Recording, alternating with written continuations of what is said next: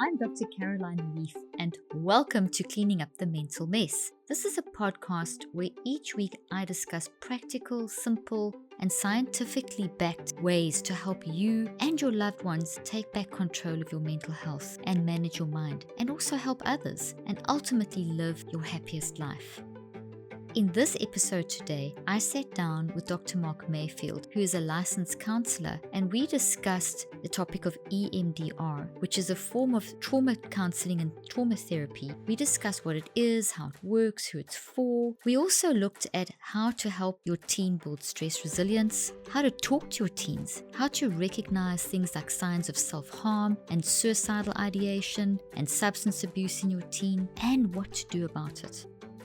Dr. Mark Mayfield is the founder and CEO of Mayfield Counseling Centers in Colorado Springs, Colorado, which serves over 15,000 appointments a year. He conducts therapy with families, couples, individuals, and groups, and has a passion to provide exceptional care for military service members and their families. He is a contributing author to focus on the family's marriage and parenting divisions, and has recently completed a book for parents on self-injury and suicide that will be published within the next year. Dr. Mayfield is also an assistant professor of counseling at Colorado Christian University and hosts a weekly podcast called Candid Conversations with Dr. Mayfield. Just before we start, I want to thank everyone again who has left a review, subscribed to this podcast, and shared it on social media with friends and family. Not only does your feedback help me improve each episode, but I also love seeing what you guys are learning and what key takeaways you have. It's so encouraging and so exciting. One more note before we begin. This interview was done via Skype, so the audio quality may be a little scratchy in some areas.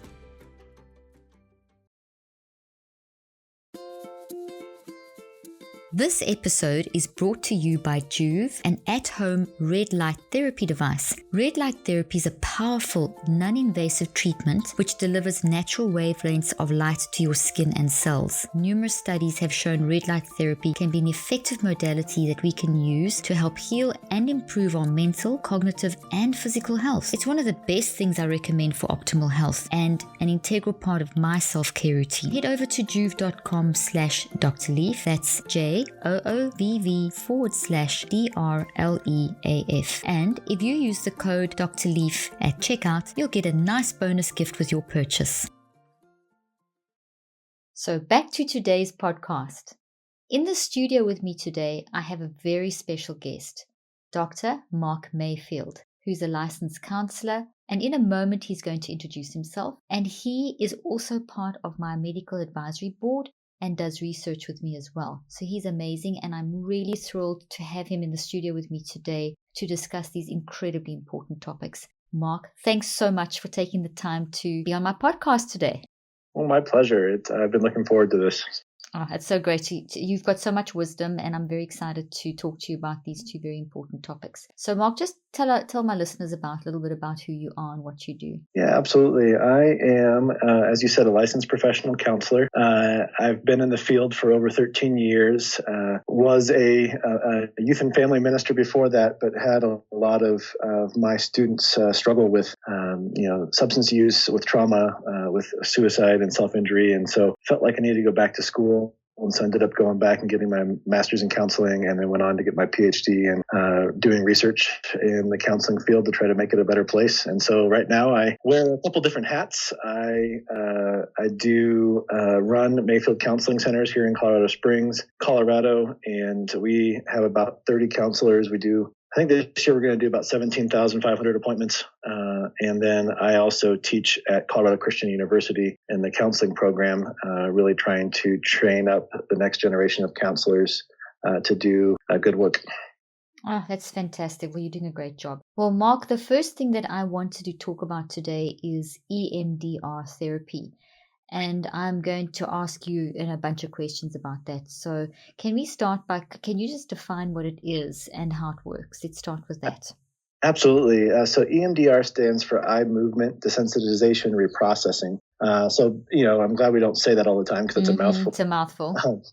So EMDR basically is therapy that is designed to help process out trauma. And, I think just living in this world, we realize that we have big T trauma.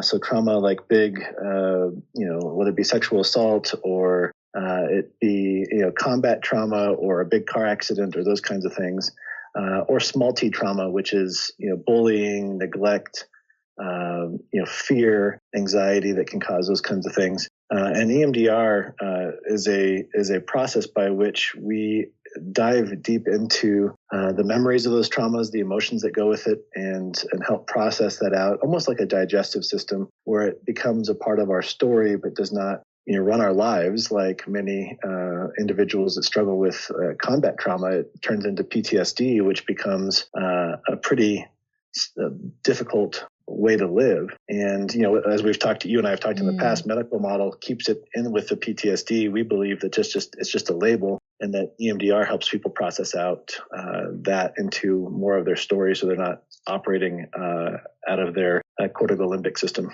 So what is the process, Mark? How does it work? What is the actual process people go through?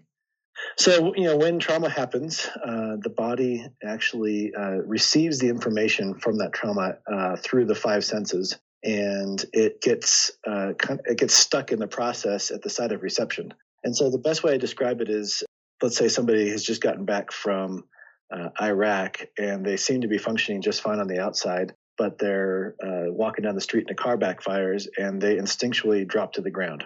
They think it's a gunshot or whatever. Well, their body has processed the traumatic information and stored it in ways to protect the body from future harm. And so without even thinking, the body reacts to protect the individual. So think about that happening in other traumas as well. A car accident, you instinctively tense up if you go through a intersection where you got hit last time. The body is doing those things to keep you hypervigilant and to protect you, but it's no way to live. And so what EMDR does is it comes in and it engages bilateral stimulation. So left brain, right brain, left brain, right brain, which brings forward the memory. So we have people focus on the memory and experiencing the entirety of it. So the emotions and actual the remembrance of it. And we do bilateral stimulation, whether it be through pulsars in the hands where they close their eyes. We do a light bar where they can follow the light back and forth, or we can tap on their hands or their knees. And it just stimulates the hippocampus, and it stimulates the emotional center of the brain to bring those memories up. And then what it does is it actually sends it to the frontal cortex to process or digest. And those what it does is it separates the emotional hypervigilance from the memory and just allows it to be a memory and digest the emotions and the sensory inputs out. So is it kind of neutralizing the emotional component, making it more manageable?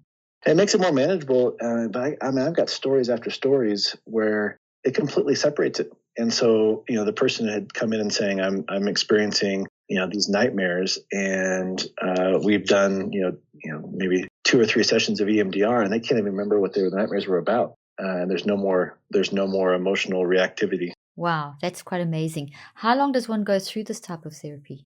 It depends. And so, one of the biggest things that I'm a stickler on is that the individual that's doing the therapy must be trained from an EMDR IA, so EMDR International Association approved trainer.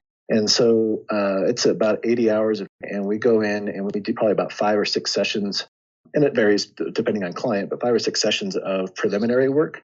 So we want to see where they are from a resilience standpoint before we dive in, because if we dive in too soon and they're not prepared with good coping strategies, we could cause more damage than good. And so I've had clients that have come in and we've done the preliminary sessions plus 6 or 7 processing sessions.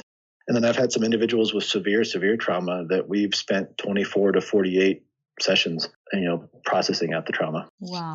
Okay, you mentioned about having someone who's licensed and the licensed trainer has gone through about 80 hours of training. So it's quite a stringent process. It's not just anyone who can do it. Okay, how do you find a specialist like who's got that level of training, Mark? On that level, how would they do that? How would you can go to the EMDR IA website, and they allow people to, they've been approved through those trainings, and then they post their profiles and that kind of stuff on the website, so you can give them a call, and knowing everybody on that website has been appropriately trained. Okay. I think it's the best way to go. Very good. Okay, who is this for? Who in general do you recommend EMDR for? It's interesting because the longer I've been doing it, the more I see it benefiting anybody. Okay. And so, individuals, I've worked with individuals that come in and go, I'm really okay, but my anxiety levels are at a 5 or a 6, and I don't know why. My life is really good. So we dive into maybe 2 or 3 sessions of EMDR to help find if there's a memory attached to something that was anxiety producing, and we help process that memory out. And now they have the coping skills to live a very productive life, but in a lot of ways, it's what you teach too. It's this mind management piece, that if I can free up some of that trauma where their body is really kicking in and reacting to outside stimuli, I can remove that and now be able to help them with mind management tools that really will catapult them into success. Wow. Okay. So what would you say are the main benefits then if someone's gone through however many sessions they need of EMDR? Well, I think the biggest thing is, one, it does not have to be a process whereby they painstakingly relive the trauma verbally. The nice thing about EMDR is that we will do kind of what we call a history timeline, where they put out kind of all their traumas. And then I have them recall that trauma in my session, but they don't have to describe it to me. It's all kept inside their mind. And as we process out, I'll ask them, what's coming up for you now, and they'll describe it. But it's a safe way to really, to work through that trauma without having or creating more traumas or more stressors in session. And so I think the benefit is, better sleep, better health. I mean, you and I have talked in the past about clients that I've done this with where they had neuropathy of the legs and they couldn't feel their legs. When we do EMDR and, their legs come back. How everything's connected, to the mind. The mind-brain connection is just so, and body is so powerful. So in terms of just linking it back to the management of the emotional trauma and deep processing and so on, if a person is, a trauma is awakened, you said something very interesting, and I'm relating this back to the work that I do. They don't necessarily have to talk about it, but then you prompt them to talk as much as they want to, or don't they talk about it at all? Or is it kind of, do some people do talk about it or don't? How does that work? Yeah, so when I do, so we do it in sets, and so each processing set is anywhere from 30 seconds to 90 seconds with the pulsars or the light bar, and then I'll just say what's coming up for you, and they might give me a word or two, and they might some individuals might start talking and giving a whole story. It's basically up to the comfortability of the client, how much they want to share. But I don't ask any probing questions. I don't provide any ideas or thoughts to what they're going through. I want this to be completely them and their mind and their brain working it out without any planted ideas or thoughts from the therapist. Yeah, I love that. A lot of the work that, as you know, you and I do a lot of stuff together, and a lot of the main things that I focus on are helping people to acknowledge, because you can't do any healing without acknowledging. And what I love about what you're saying is, in the process that I've developed, as you're aware, is once you acknowledge, then you start the whole sort of processing it out, so it's acknowledge, embrace, process, and reconceptualize. But it's as you ready, and and I love the fact that the probing questions that other people ask can sometimes be helpful, but they're not always that helpful, are they? They sometimes can lead people in a direction that maybe you don't want to lead them in. So it's I love the fact that you are, if I link it back to my work, I'm trying to get people to work out themselves what is going on through the acknowledgement. And it sounds to me like EMDR is doing the same thing. Have I understood that correctly? Yes. Yeah. I mean, it's, we know scientifically that the body is never, the sensory processing of the body never turns off. We're always taking information, and even on an unconscious level, we're taking in this information. And a lot of times we don't realize just how much a traumatic experience, how much of that sensory information the body takes in. And so until we recognize it, till we call it what it is, there's not much you can do, because you're, in a lot of ways being controlled by your physiology, which it's not the way it's supposed to be. We're supposed to be in control of it.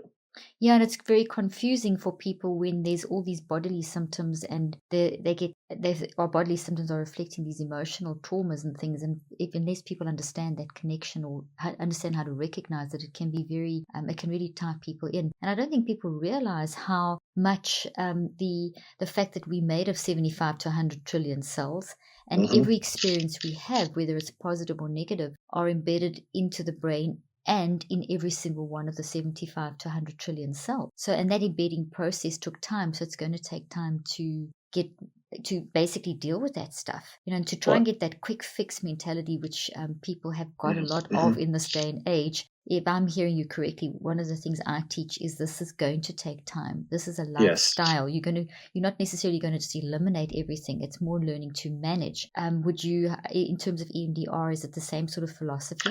It is. I mean, there are some pretty big aha moments. I mean, I love being a part of that when we start processing one memory and it's like a spider web where it helps process out many, smaller memories. And I remember sharing this. I think I shared this with you a couple of weeks ago that I had a client once that was, 3 or 4 tours in Iraq, major trauma, not functioning at all. And we started doing therapy. And the first time we did EMDR therapy, he threw up all over my couch. Wow, yeah, I remember you telling me this. And it's like, it's just that's a perfect visual, and not to gross anybody out, but that's a perfect visual of how the body is releasing, the stored trauma. And so pretty much it became our routine that every time he did EMDR with me, I just put a trash can by the couch because he knew that his body was releasing. And it was almost a pretty cool indicator for him when that stopped happening, that he had let go and worked through all of his trauma. Brilliant. Because as I used to tell my patients and tell people all the time, if you're not talking about this, if you're not getting it out in some way, in the way that works for you, some people, as you and I both know, will very openly sit there and talk to people. Others will need a lot of prompting. Others, this EMDR process that you're describing, where people can do it at their own pace and say as much as they want to without being prompted by someone else's thoughts, it's basically helping people to get it out instead of keeping it in. Because if you don't get it out, it's going into your body. So if you don't deal with it in some way, so that visual of the guy vomiting is brilliant.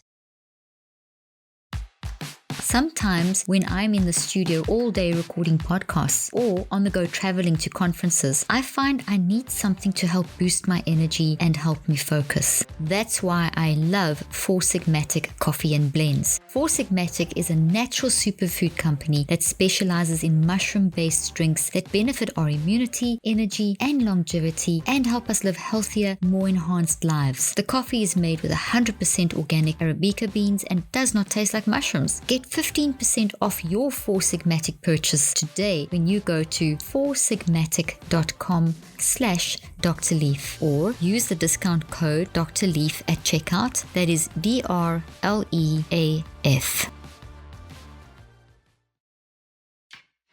This episode is brought to you by Veestro. Veestro is the #1 plant-based meal delivery service in America. My favorite Veestro meals are the pasta bolognese and veggie pesto pizza. Veestro offers free shipping on all orders. And right now, you can try the 6 most popular Veestro meals for just $49. Visit tryveestro.com/Dr. Leaf. You can only get that $49 deal at tryveestro.com/Dr. Leaf.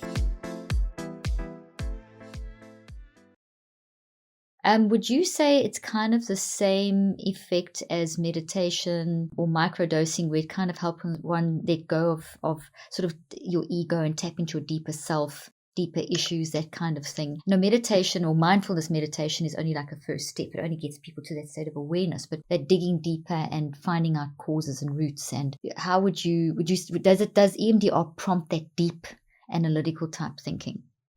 Introspective. It does. Yeah, it does when we process it. I think, though, the beauty of EMDR is it takes you farther than you thought you needed to go from an unconscious body remembering level, which I think is really powerful. That's true, because we don't realize how much our body's stored. And it's a process. So if someone's gone through let's say 10 sessions or whatever it may be, would you say that they are completely healed, or that they've basically learned management skills and that it brings up more things? Sure. Or both?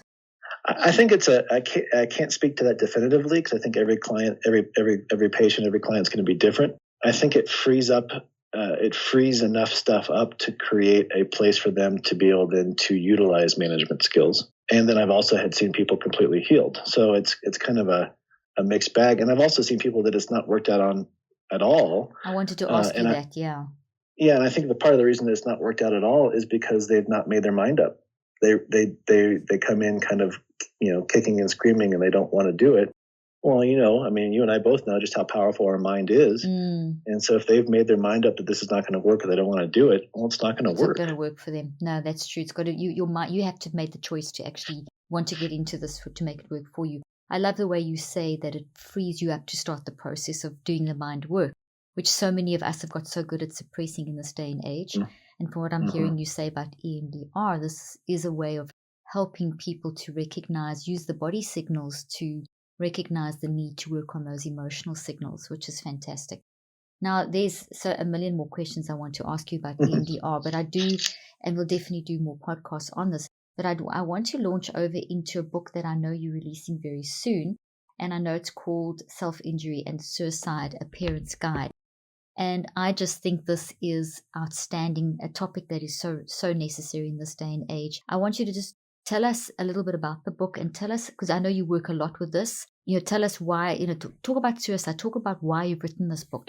We know suicide's on the rise, amongst teens and children. And I'd also love to dive in a little bit to the signals that parents should be aware of and how parents can have conversations with their children if they suspect that and how they can help their children. So that's a lot. So let's start with, why you wrote the book and dive in from there.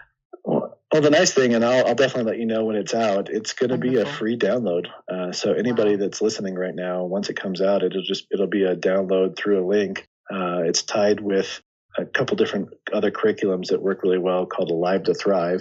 But the part of the reason I wrote this book is I am a suicide survivor myself. I attempted to take my life when I was 12, just through a lot of my own traumas, being bullied, and some of my anxieties and depressions that I didn't know how to manage. And as I got into the field, I worked with really difficult teenage populations, in the juvenile justice system. I worked with gangs, and then I started working with just kind of the neglected and the overlooked teenage populations, and just seeing this become a topic that is kind of confused and confounded our population of how do we support, how do we help, what do we do? And so I decided, okay, let's make this happen. So it's a really short 120-page how-to guide step-by-step on different levels. If you find out your kid is self-injuring, what do I do? If I find out my kid has suicidal ideation, what do I do? And if I find out that my kid attempted, what are these practical next steps that need to happen?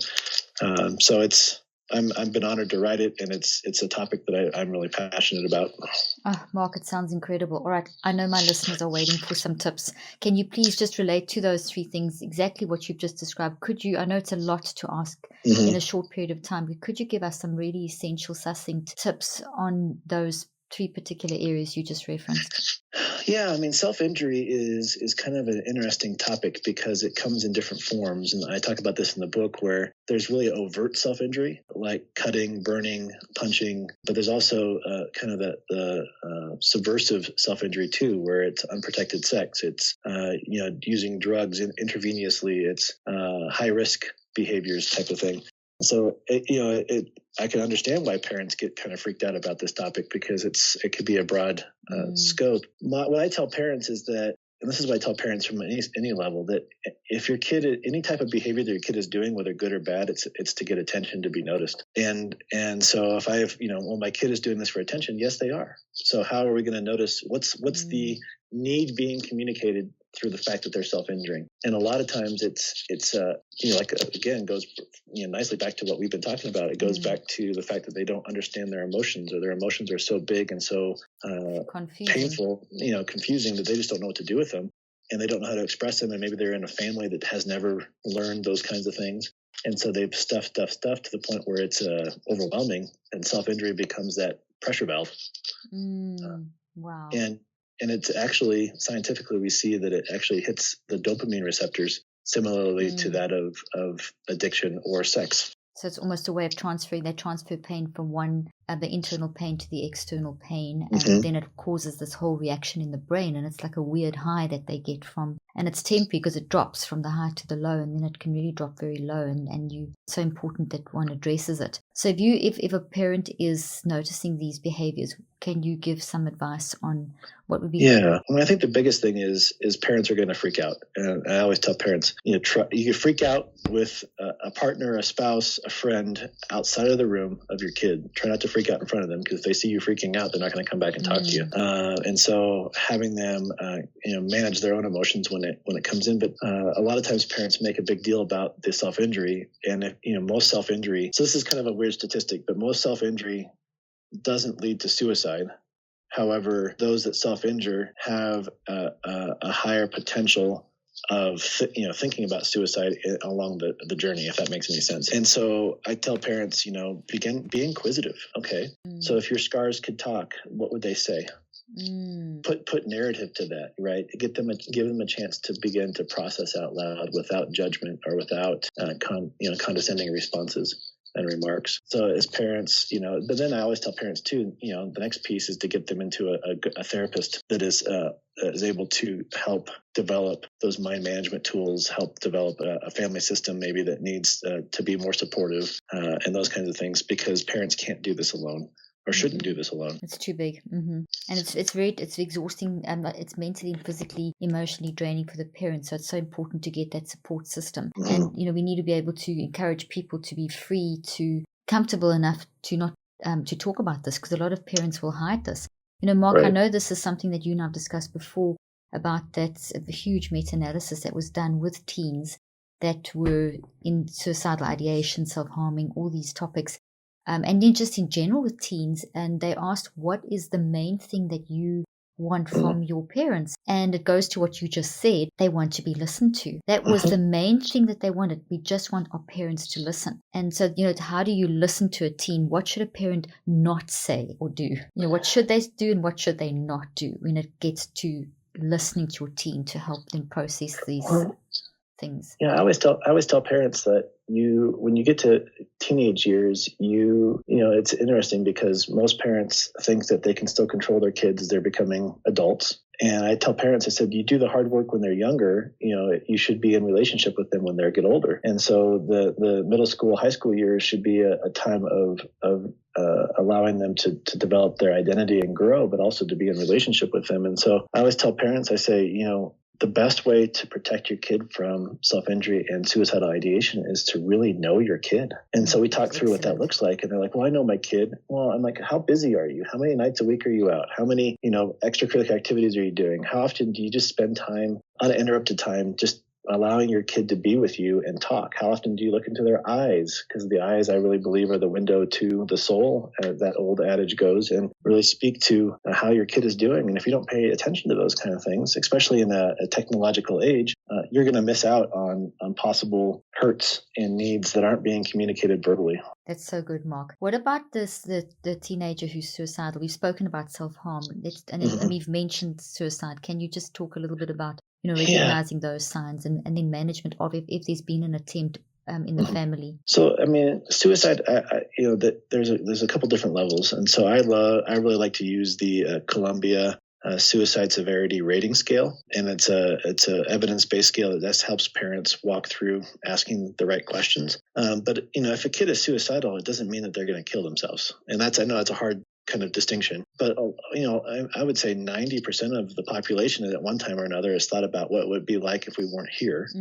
That's a suicidal Very good thought. Statistic. Just say that again, Mark. I'm sorry to interrupt you, but people need to hear what you've just said. Yeah. So 90%, I would say, that's a pretty rough statistic, but 90% of the population, I would say, has wondered at one point in their life, what would it be like if I wasn't here? And I think that's a suicidal thought, but it's not a suicidal ideation with plan and intent. if our kid is struggling and the only way they can express themselves is, I wish I wasn't here, that should raise a red flag. But instead of freaking out, taking to the hospital, which could be traumatic in and of itself, and start beginning to ask questions. Okay, so it sounds like you're really struggling by that comment. Tell me what's going on. Why are you struggling to the point where you feel like you don't want to be here anymore? And so parents really need to control their responses in that as well. But then I always ask the question, so if you were to kill yourself, how would you do it? Well, I've never thought about that before. Okay, the red flag is up. We're paying attention. We maybe need to go get some support through, some good therapy, or find a mentor or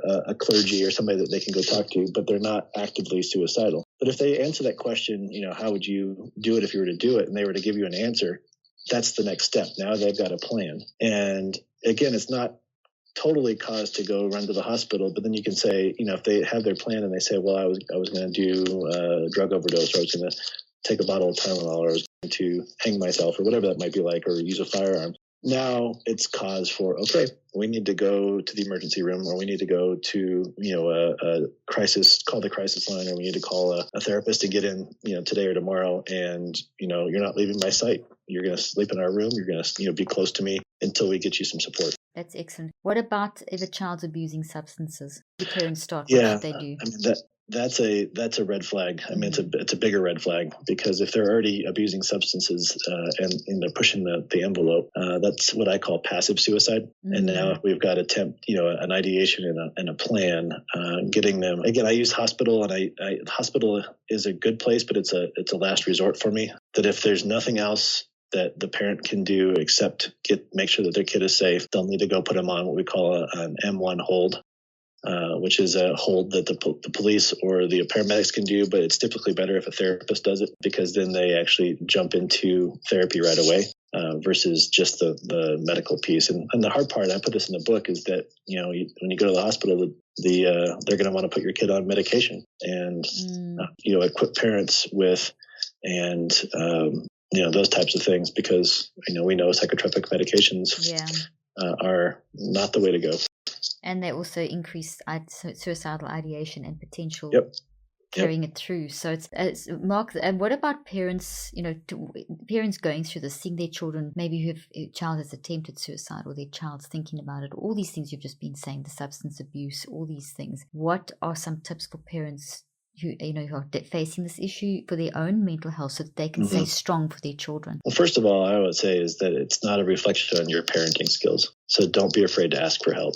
On the flip side, I work with a lot of families that have lost kids to suicide. And so a lot of the regrets that I hear in session is, I wish I would have asked for help sooner. I wish I wouldn't have been so prideful. I wish I would have, obviously those are painful questions and painful things to go through, but really telling parents, your emotional intelligence, your ability to keep the energy of the house in a positive light, through how they think and feel, is really important. And so if that means going to get some support through a friend or a clergy or a counselor, it needs to happen, so that you can maintain that safe place for your kids. Because I think a lot of parents don't realize, you and I have talked about this quite a bit, that most of our community doesn't realize just how much energy we put out, in negative or positive. And if we're not aware of that, and we have a kid that is struggling, and we put out a lot of negative energy, it's going to create and compound the problems.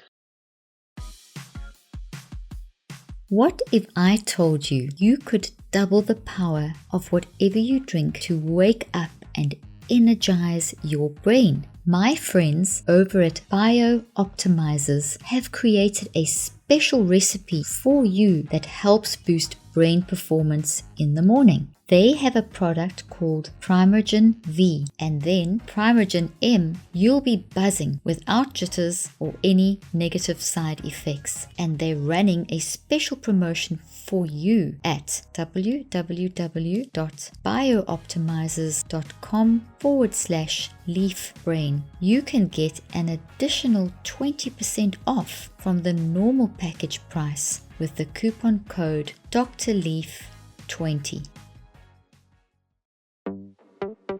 This episode is sponsored by Comrade Socks, the #1 compression socks on the market, and my personal favorite. Comrade Socks works great for preventing swelling, for more comfortable travel, which is so important for me since I travel so much. Wearing compression socks during any length of flight keeps your blood circulating. Not only will this help you combat jet lag and fatigue, but studies show that this reduces serious health risks such as blood clots. Comrade socks are also great for helping speed up muscle recovery after workouts, and so much more. I love wearing my socks for traveling, walking with my children, while sitting at my desk doing research and podcasting, in fact, whenever I can. And right now, my listeners can get 20% off with the code Dr. Leaf at checkout. Just go to www.comradesocks.com/Dr. Leaf. The link will also be in the show notes. Well, Mark, there's just so many incredibly important points that you've raised, but I want to end off with this question. And when I say end off, as I've already said, we need to do more podcasts on this very important topic. But can you give us some tips on how to build resilience in teens? Yes.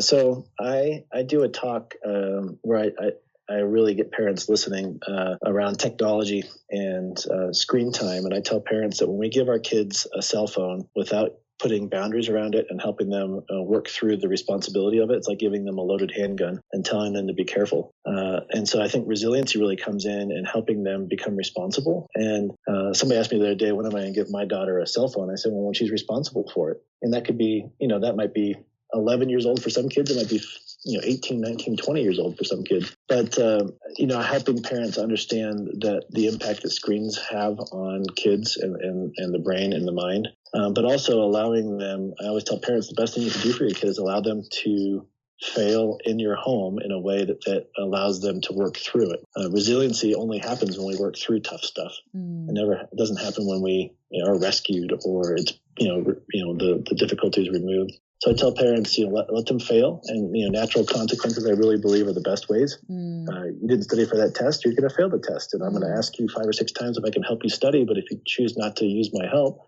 and you fail the test, that's a natural consequence. But then I also tell parents, let your kids be bored. They don't need to be on a device all the time. They don't need to have the TV on. They don't. I remember as a kid growing up in the 80s, just going, let's go outside and build a fort. Let's be creative. Let's be imaginative. And how that stimulates the mind. Is really, really big. But then I also talk to parents about, how their kids are sleeping. Are the phones put away? If they have phones, are they put away so they're not distracted by them? And then I also do a lot of work around how are they eating? What are they eating? How are they eating? When are they eating? Because I think all that plays into that resiliency and grit. So good, Mark. Okay, so Mark, just to wrap up this podcast, you've given so much incredible wisdom, but I would like to ask you a personal question, if you're comfortable with this. What kept you from suicide? I know you said you were 12 and you were young, but what kept you from carrying it through? Well, besides Providence, and I don't like to talk about too much how I tried, but I tried through taking some pills. And I was in a lot of, as they were trying to figure out what was going on with me through some of my own physiological struggles, the medication that I was taking reacted to what I took. And so I ended up being rushed to the hospital in the middle of the night because I felt like I was getting stabbed in the stomach, and they pumped my stomach and that kind of stuff. But I think from that point on, what really helped was being seen. I've got great parents, and they miss some things. And so going into finding a good therapist where my dad was challenged to see me in the way that I needed to be seen. I was a very sensitive kid, and emotions were really big to me, and I didn't have a way to express them or describe them. And so through good family therapy, I was able to be vocal about my struggle and where I was, the bullying and the things that were happening.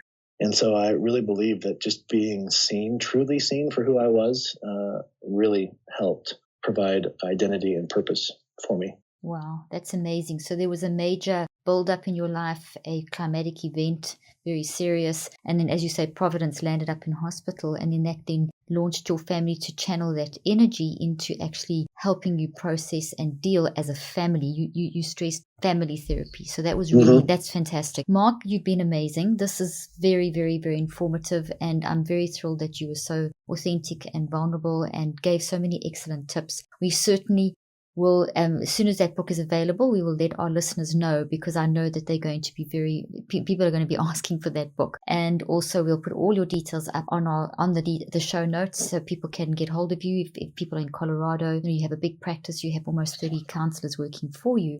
So we know that they can get really good help there. So Mark, thank you so much for taking the time to be on this podcast. We really appreciate it, and we really appreciate all the great work that you're doing. It's really great, and I'm thrilled you're part of my advisory board. Oh, I appreciate what you're doing, and thank you for the opportunity. Thank you so much for joining us today.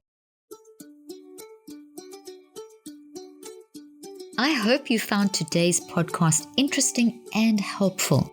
If you want more tips and help with managing anxiety, depression, and mental health, be sure to visit my website at drleaf.com and to sign up for my weekly newsletter, where I also include a schedule of my speaking events and so much more. And follow me on social media. I'm on Twitter, Facebook, and Instagram. Just look for Dr. Caroline Leaf. Also, I love seeing all your posts on social media about this podcast. I love seeing what resonates with you and what you've learned. So be sure to continue posting and tagging me and letting me know what you think and how these tips worked out for you. And don't forget, leave a review and keep spreading the word about this podcast. Thank you for joining me today. I really hope you learned something new and helpful. Till then, I'm Dr. Caroline Leaf.